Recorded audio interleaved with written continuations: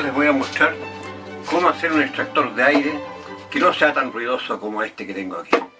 Este es un ventilador sencillo, utilizado generalmente en las cocinas, bastante económico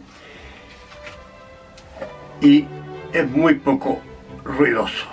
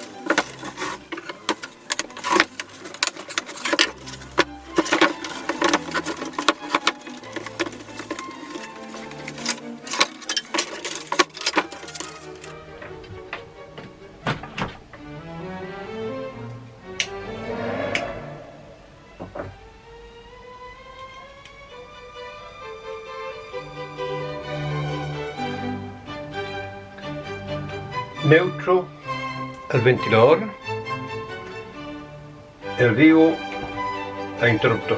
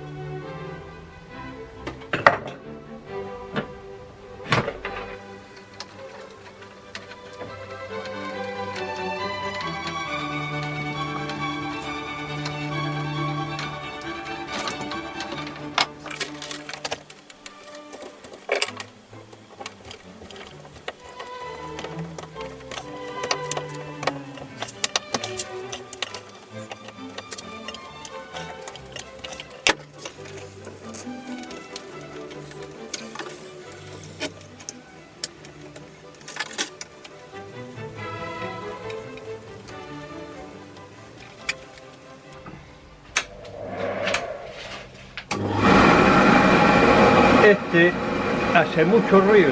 llega a ser molesto tanto ruido que hace.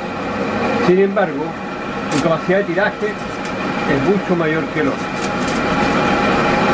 Para casos excepcionales podemos usar este, cuando es mucho el aire tóxico, y el otro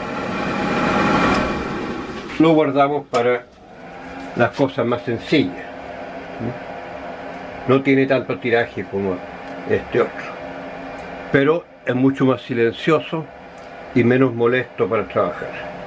Bueno, espero que les haya gustado mi video, y si fue así, por favor acuérdense de darle un me gusta, compartan, suscríbanse y gracias por ver el video. Chao, chao.